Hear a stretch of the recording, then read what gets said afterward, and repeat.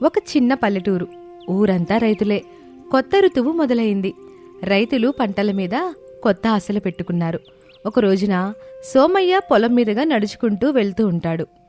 ఈసారి పంట బాగా పండాలి, లేకపోతే నా పెళ్ళానికి బంగారు గదులు కొనలేను. కొనకపోతే అది ఊరుకునేలా లేదు అని తన మనసులో తాను అనుకుంటూ వెళ్తున్నాడు. అంతలోనే చేలో మడవ కడుతున్న సిద్ధయ్య, ఏంటి సోమయ్య, నీలో నువ్వే మాట్లాడుకుంటున్నావు? ఏంటి సంగతి? ఏం లేదులే సిద్ధయ్య, ఈసారి పంట సరిగ్గా పండపోతే నా పిల్ల నన్ను ఇంటికి కూడా రానీదు. అంతలాగా ఏం అప్పులు చేసావు సోమయ్య? పంట బాగా పండాలని కోరుకుంటుంది, అప్పుల కోసం కా సిద్ధయ్య. ఈ సంవత్సరం నా పిల్లానికి బంగారు గాజులు కొనకపోతే ఊరుకునేలా లేదు. అందుకే పంట బాగా పండాలని కోరుకుంటున్నాను. వామ్మో సోమయ్య, నువ్వేనా? ఊళ్ళో నువ్వంటే అందరికీ భయం గాని నీకు మాత్రం నీ పెళ్ళామంటే భయమా? బాని అదుపులో పెట్టిందిలే మా చెల్లెలు నిన్ను. నీకేంటి సిద్ధయ్య, నీకు అన్నీ బాగానే ఉన్నాయి. అయ్యో సోమయ్య, మా అమ్మాయి పెళ్లి కూడా ఈ పంట మీదే ఆధారపడి ఉంది. అన్నీ బాగుంటే ఈ సంవత్సరం అమ్మాయి పెళ్లి చేస్తాను. అవునా, సర్లే, నేను వెళ్ళి మడవ కట్టాలి, నాకు మాట్లాడుకుందానులే అని అక్కడి నుండి తన పొలానికి వెళ్తాడు. అలా కాసేపు చేలో మడవ కట్టి ఇంటికి వెళ్తాడు. కాంతం, కాంతం, కాసిన్ని నీళ్ళివ్వు, బాగా దాహంగా ఉంది. వస్తున్నానయ్యా అని ఇంట్లో నుండి నీళ్లు తెచ్చి ఇచ్చింది కాంతం. ఏంటయ్యా, చేలో నుండి ఇంత తొందరగా వచ్చేసావు? మడవ కట్టడం అయిపోయింది, ఇంకో నెలుంటే పంట చేతికొచ్చిద్దిలే. నీకు బంగారు గాజులు కూడా నీ చేతికి వస్తాయి. ఎప్పుడు పంట చేతికొచ్చుద్దా నిదురు చూస్తున్నానయ్యా. సర్లే గాని బాగా ఆకలిగా ఉంది, అన్నం పెట్టు అనగానే కాంతం అన్నం పెడుతుంది. సోమయ్య తింటాడు. అలా ఒక వారం గడిచిపోయింది. ఒక రోజున సోమయ్య తన పొలానికి ఉదయాన్నే వెళ్తాడు. అప్పుడే సోమయ్య చేలో పంట ఎండిపోవడం, ఆకులు పసుపు రంగులో మారడం, చీడపీడలు ఉండడం చూస్తాడు. అయ్యో, ఏమైంది? మొన్నటిదాకా పచ్చగా ఉన్న పంట ఇప్పుడు ఇలా అయిపోయింది ఎందుకు? అయ్యో భగవంతుడా, నా పంటని చీడపీడలన్నీ తినేస్తున్నాయి అని చేలో కూర్చొని బోరున ఏడుస్తూ ఉంటాడు. అలా మిగతా రైతులు కూడా తమ పంటలకి చీడపీడలు పట్టడం చూసి బోరున విలపించారు. అందరూ సోమయ్య దగ్గరికొస్తారు. చూసావా సిద్ధయ్య, ఎంతో కష్టపడి పండించిన పంట ఇట్ట మన కళ్ళ ముందే చీడ పురుగులు తింటంటే ఎంత బాధగా ఉంటుందో. అంతా మన కర్మ సోమయ్య.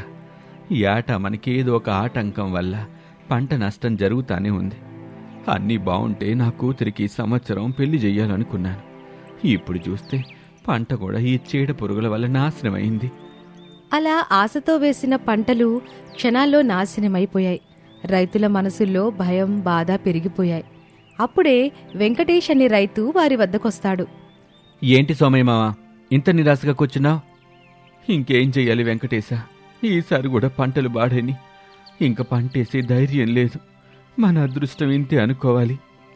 అదృష్టం అనుకోవటం సులభం, కానీ తెలివిగా ఆలోచిస్తే సమస్యకి పరిష్కారం దొరుకుతుంది అని అనగానే అందరూ ఆశ్చర్యంగా వెంకటేష్ వైపు చూస్తారు. చీడ పురుగుల్ని తరమడం అంత సులభం కాదు వెంకటేశం. మావా, నేను బాగా ఆలోచించి ఏదైనా మార్గం ఉంటే చెప్తానులే అని వెంకటేష్ రైతులతో మాట్లాడి అక్కడి నుండి తన పొలం వైపుగా బయలుదేరాడు. అసలు చీడ పురుగులు పోవాలంటే ఏం చెయ్యాలి అని ఆలోచిస్తూ ఉంటాడు. అంతలోనే అతనికి వాళ్ళ తాత చెప్పిన విషయం గుర్తుకొస్తుంది. అవును, తాత చెప్పాడు, పంటలో పురుగులు పెరిగితే మందుల కోసం అప్పు చేయకు, ప్రకృతిలోనే ఔషధం ఉంది. వేపపొడి, పశువుల పేడ ఇవన్నీ కలిపి చల్లితే చీడపురుగులు పోతాయని చెప్పాడు. ఈ విషయం అందరికీ చెప్పి అందరి పంటలు కాపాడాలి అని ఊరి వాళ్ళ దగ్గరికి బయలుదేరాడు. అలా కాసేపటికి ఊరి రచ్చబండ దగ్గరికి చేరుకుంటాడు. అందరూ వినండి, మన పంటలకు ఉన్న చీడపురుగులు పోవాలంటే మనం మన తాతల కాలం నాటి పద్ధతులు ఉపయోగించాలి. అంటే మా తాత చెప్పినట్లుగా పశువుల పేడ, వేపపొడి ఇవన్నీ కలిపి మన పంటలకు చల్లితే పురుగులు ఖచ్చితంగా పోతాయి అని వెంకటేష్ చెప్పగానే ఊరి ప్రజలంతా నవ్వారు. పిచ్చి వెంకటేశం, అవన్నీ అప్పుడు ఉపయోగపడేవి, ఇప్పుడు కాదు. మామా, రసాయనాలు చల్లి భూమిని నాశనం చేస్తున్నాం. ఇలా మన పాత పద్ధతులు ఉపయోగిస్తే మన భూమికి కూడా ఎలాంటి హాని ఉండదు అని వెంకటేష్ ఎన్ని విధాలుగా చెప్పినా ఊరి జనాలు మాత్రం నమ్మలేదు. ఇలా వెంకటేష్ చేసేదేమీ లేక అక్కడి నుండి వెళ్ళిపోయాడు. ఊరి వాళ్ళకి ఎంత చెప్పినా వినటం లేదు, కానీ నేను మాత్రం మా తాత చెప్పిన మాటల్ని ఖచ్చితంగా ఆచరిస్తాను అని తన పొలం వైపుగా నడుచుకుంటూ వెళ్తాడు.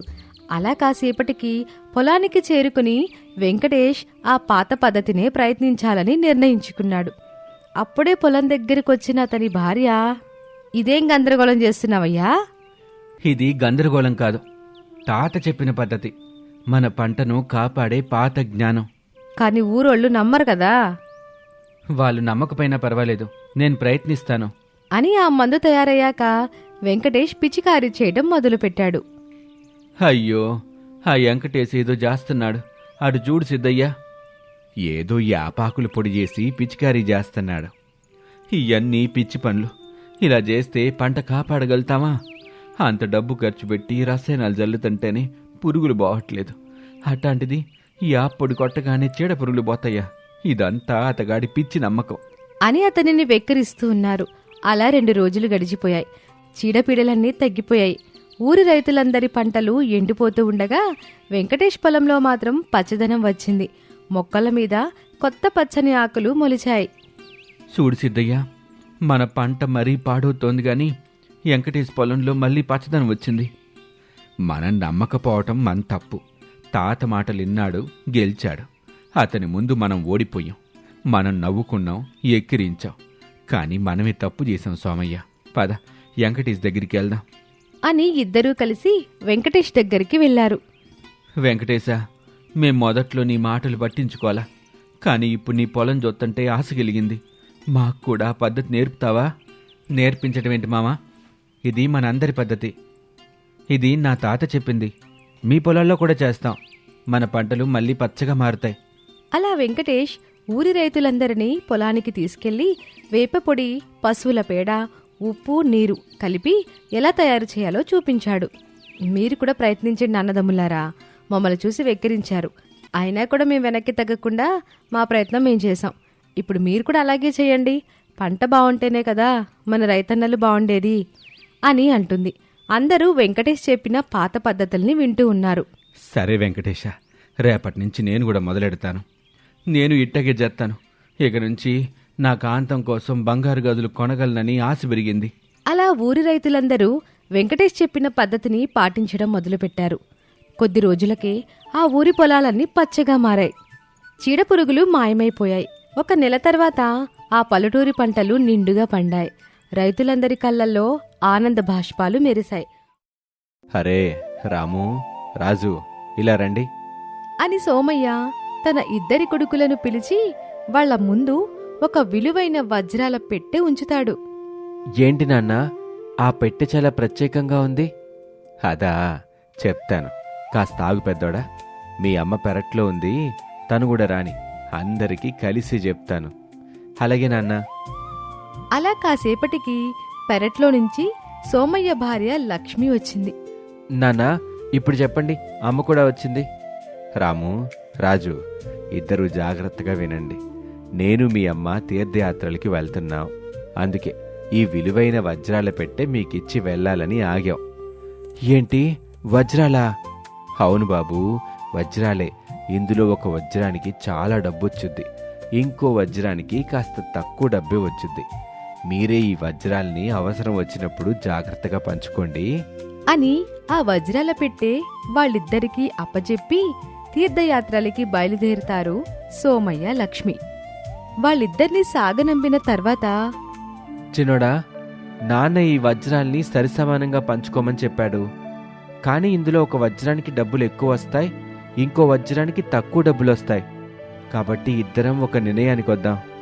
సరే అన్నయ్య, గొడవ పడకుండా సరిసమానంగా పంచుకుంటే అదే చాలు.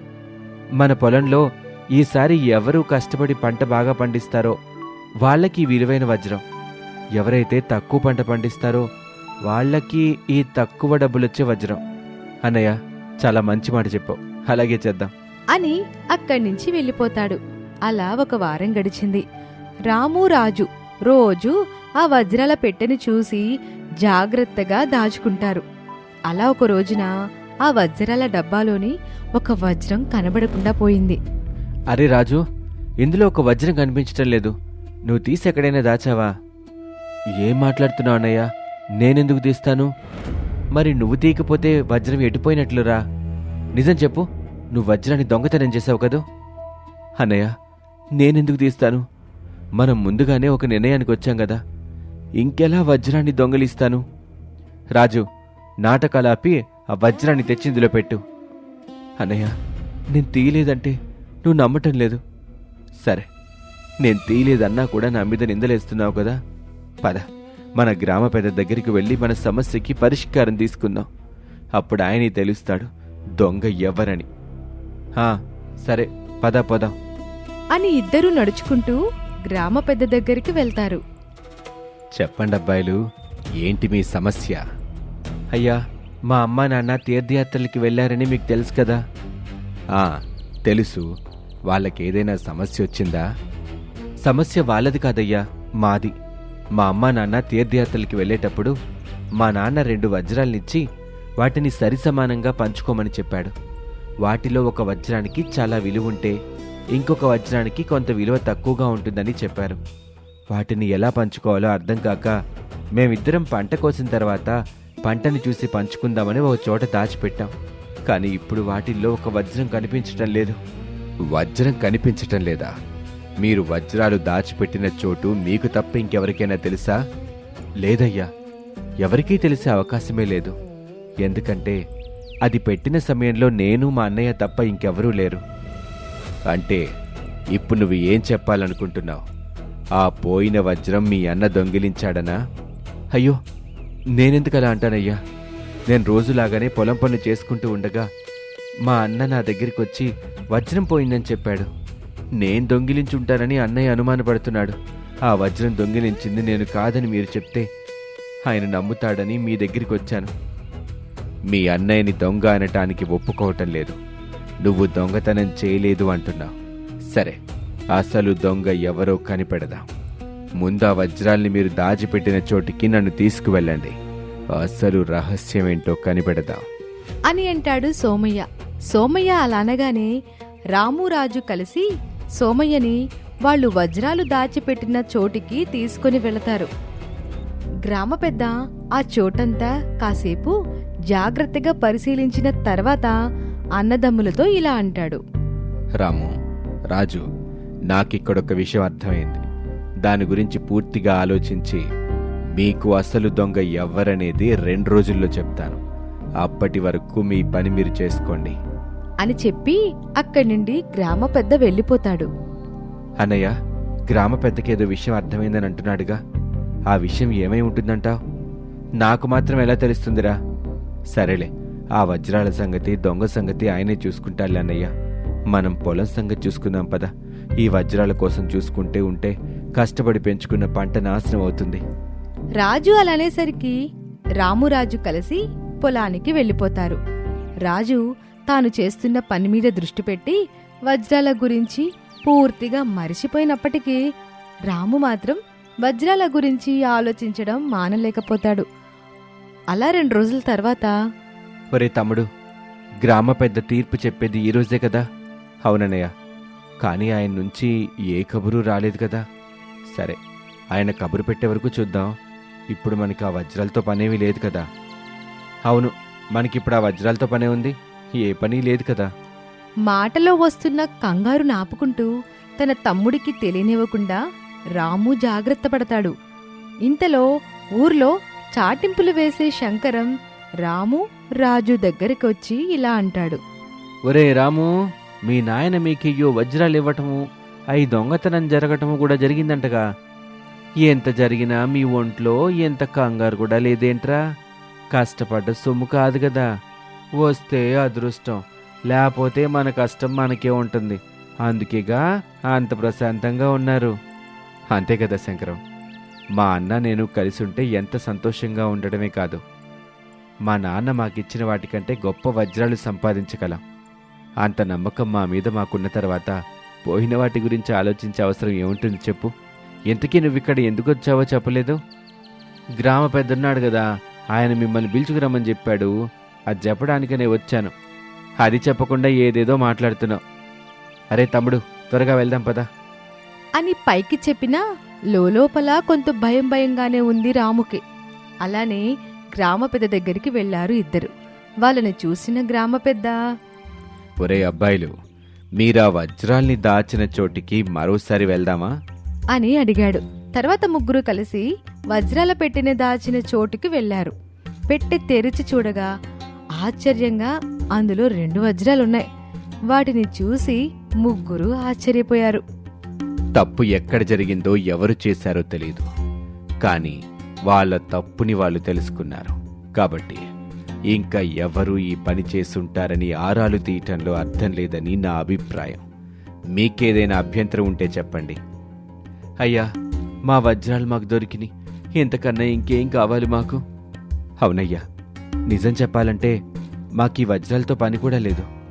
మీరే వీటిని తీసుకొని ఊళ్ళో ఏదైనా మంచి పనికి వాడండి అని రాజు ఆ వజ్రాల డబ్బాని గ్రామ పెద్దకి ఇచ్చేశాడు. గ్రామ పెద్ద ఆ డబ్బాని తీసుకుని ఇంటికి వెళ్ళిపోయాడు. కాసేపటికి ఊరి పెద్ద ఇంటికి చేరుకున్నాడు రాము. రాము, చెప్పు, ఏంటిలా వచ్చావు? మీ తమ్ముడు వజ్రాల పెట్టె ఇచ్చేయటంలో నీకేమైనా అభ్యంతరం ఉందా? అయ్యా, ఆ వజ్రం నేనే దొంగిలించానని మీకు ముందే తెలుసు కదా. అయినా నా తమ్ముడికి ఈ విషయం చెప్పకుండా ఎందుకు వదిలేశారు? నీ గురించి, నీ కుటుంబం గురించి ఊరందరికీ తెలుసు రాము. నువ్వు ఈ తప్పు చేసి ఉంటావంటే ఊళ్ళో ఎవ్వరూ నమ్మరు. పైగా నా తీర్పు తప్పని అనుకుంటారు. నువ్వేదో ఆవేశంలో చేసుంటావని నాకు అర్థమవుతుంది.